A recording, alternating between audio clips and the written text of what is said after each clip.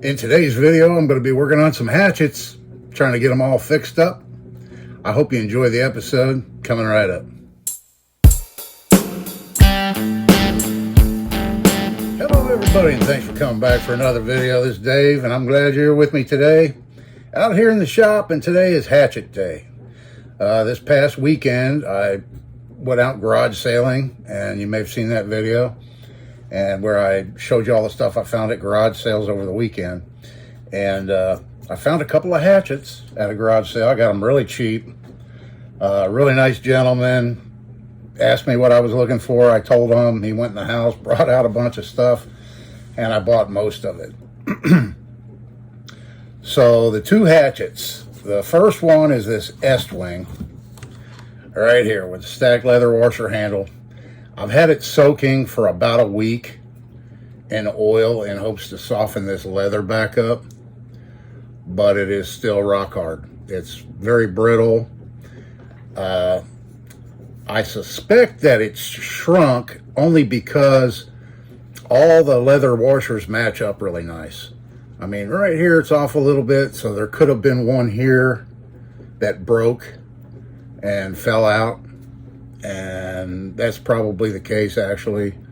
It may be missing a couple of the washers from somewhere, but the oil soak didn't do it any good, really, at all. I was kind of hopeful that maybe it would, but it's still really hard. So what I'm going to do is, it's pinned over right here to hold it all together. I'm going to go ahead and file the heads off here so I can remove this and take this apart. And one advantage to that is you get to see how old it is, because the date should be stamped in here. It should be molded in, I believe. So we'll get an idea how old this hatchet is. And then we'll get it apart and decide what we're going to do from there. So let me go ahead and work on that. And then before I do that, I'll show you this other hatchet. It's a True Temper flint edge carpenter's hatchet. And all I did was I took the old rotted handle off. You can see it here. It's in pretty bad shape. And I threw this in my easy homemade rust remover for about 10 hours. Pulled it out, and this is what it looks like. So you can make out the fusion lines right here where the hardened steel was welded to the milder steel on both the head right here. You can see it pretty good right here. So basically the citric acid rust remover is like an acid etch, and so it etches different steels at different colors, and so you can distinctively see that fusion line because of that acid rust remover. I had a guy comment the other day. He said that my rust remover formula, which was really not mine, it's Beyond Ballistics channel.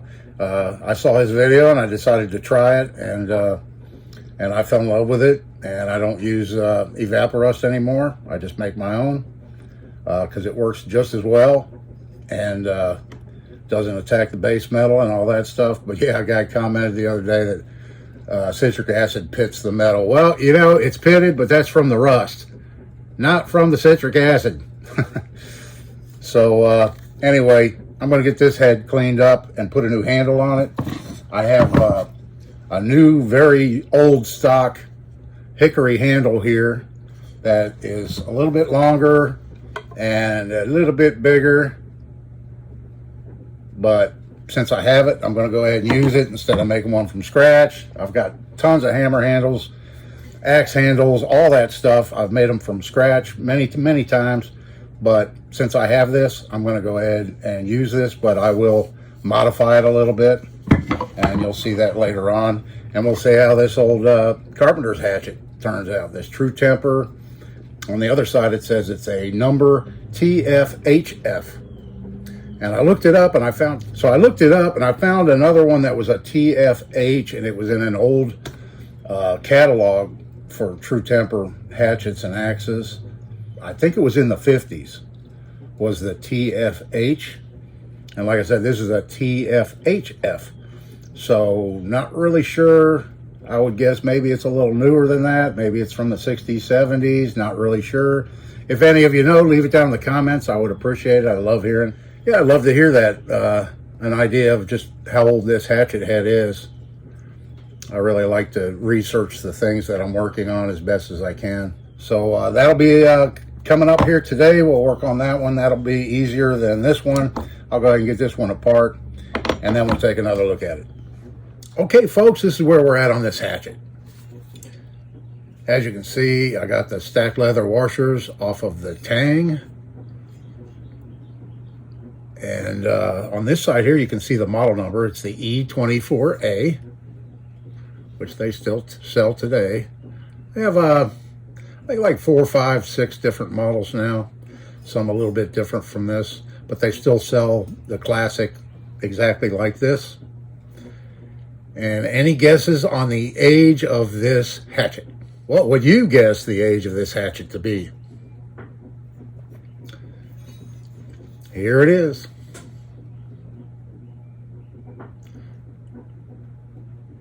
June 1st, 96. At least that was the batch. At least that's when the batch was produced. I'm not sure what you guessed, but I would have guessed this to be a little bit older than that. But 96, that's still, what, 29 years old. It's been around and it hasn't been taken care of. That's pretty obvious. This part here, I'm not even going to reuse. It's so rusted and nasty. The handles, I put them on some wire to keep them in order. But after looking at them, I mean, there is absolutely no way to save these. They're just too far gone. I was hoping, you know, I mentioned before in the first video where I showed this hatchet that I didn't want to use leather and replace these. Well, my hope was that if I could rejuvenate the leather, soften it back up again that came off of it, then I could just add a few leather washers to it and I wouldn't have to cut all these out and waste all that good leather that is very expensive nowadays.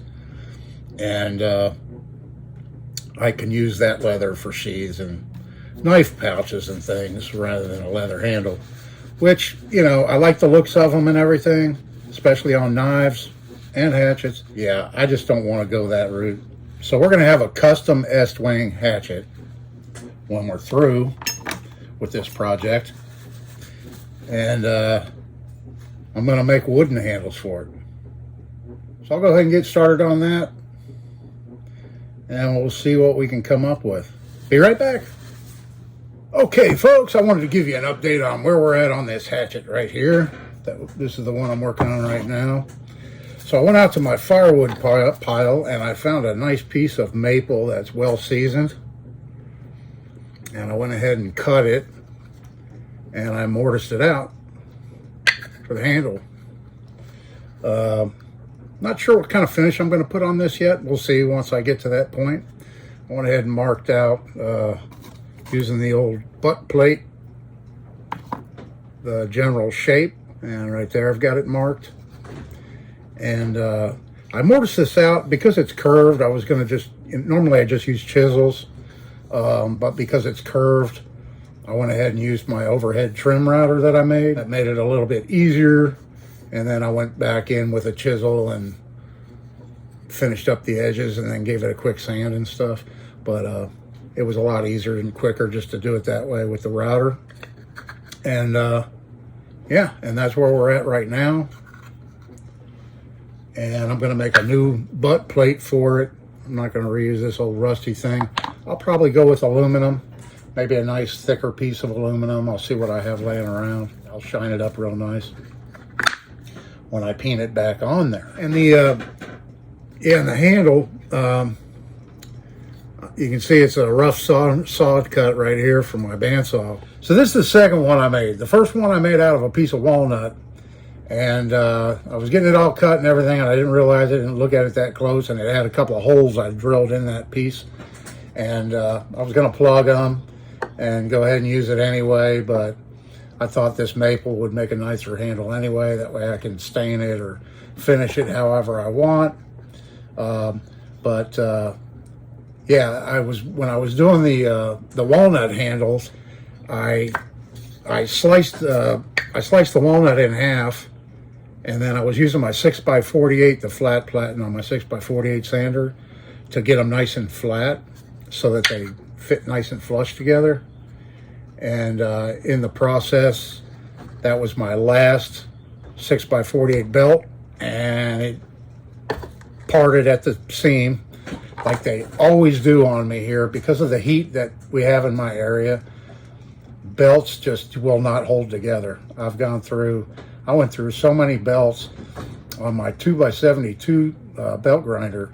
I bought an entire case of belts and had them sitting out in the shop, and every one I put in after they'd been sitting around for 6 or 8 months popped at the seams. And so I contacted the factory that makes them. I won't mention their name.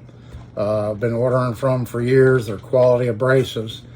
But the spokeswoman I spoke to on the phone said, just cut them up and use them for hand sanding because we can't rebond them. Because I was trying to get her to see if I could send them back and they could just re-seam them all, because they were all brand new belts. They just failed at the seams, you know. To make a long story short, my very last 6x48 belt that I had popped. I decided to just go ahead and leave these rough, because when I go to attach these, what I'm going to do, since it already has one hole right here, I'm going to put another hole right up here. Not this big. I don't want to weaken it anymore. I mean, this is kind of like I-beam construction. So I don't think it would hurt it to make one that size, but I don't need one that big because I'm just going to pin it. So I'm going to epoxy this on and pin it. And I figure, well, just leaving these rough saw cuts, it is, you know, nice and, it does fit together nice and flush, but that'll just give more bite for that epoxy to grab onto to hold it together. And so I'll have the epoxy and pins. Yeah, that should do a good job at keeping water from getting in here in the future if it's out in the rain and being trapped inside and rusting it out. Yeah, so I'm going to call it a day, folks. I'm going to go ahead and lock the shop up, go inside, clean up a little bit, and relax. And I will see you in the morning.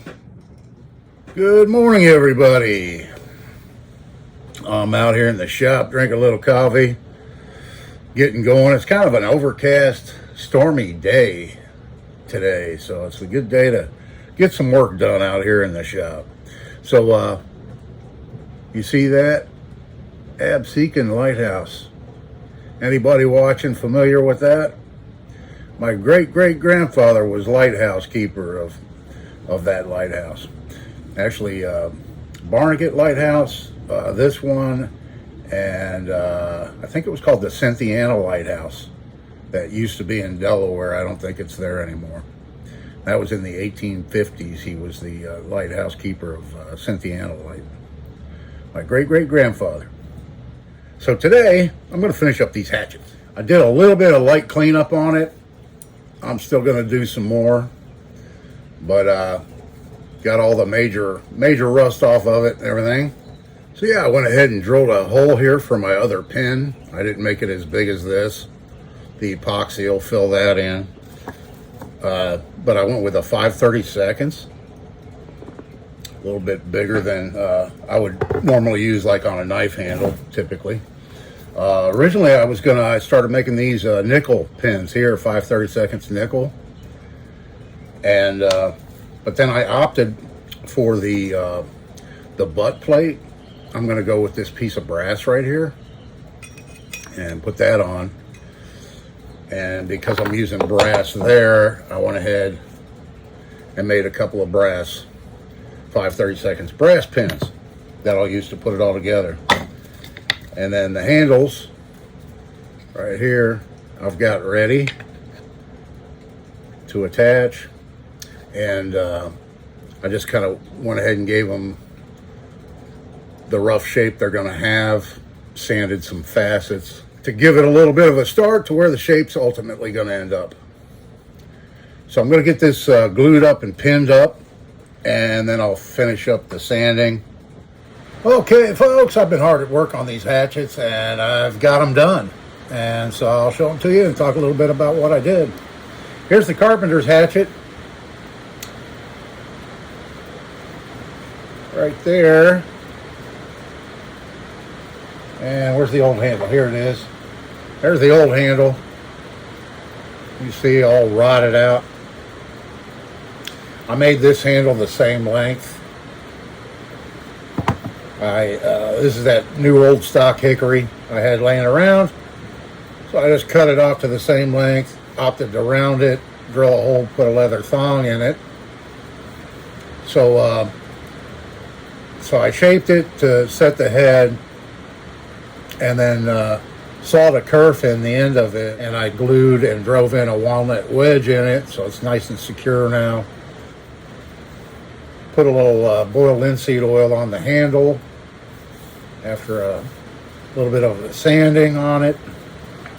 So here on the top, I actually filled that with beeswax to seal up the wood and fill in any little voids.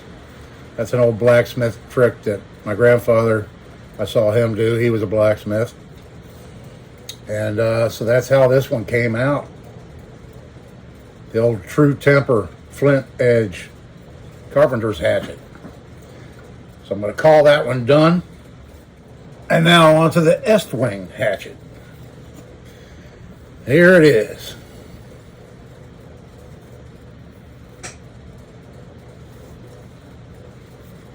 That's how she came out.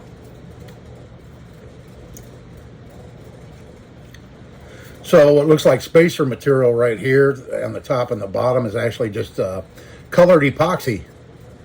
I opted to make my own spacers with epoxy. Added some of my dye to it. So I opted to put something like what the factory handle had, you know, as far as spacers and coloring goes. And we've got that nice piece of brass here on the butt plate. And she cleaned up pretty nice. I haven't done anything with the edge yet. I need to work on the edge on this one. And then I'll probably make a sheath for it. Some type of a sheath to store it in. But yeah, for a chunk of firewood, I thought it came out pretty nice. Pretty nice looking handle for a chunk of firewood, huh? It's got a good feel to it. It's got a really nice feel to it now. The handle's just a little bit bigger than it was originally, but I have pretty big hands, so I kind of made it to fit me. Yeah, that's how she came out. The old rusty Est Wing hatchet. So let me know what you think down in the comments. How do you like how they turned out? I'm pretty pleased. Hope you are too. Hope everybody's having a great day. We're getting some rain right now. We need it. Rain's good, gets everything growing. So I'll leave it there, folks. I appreciate you watching this, Dave. See you in the next one.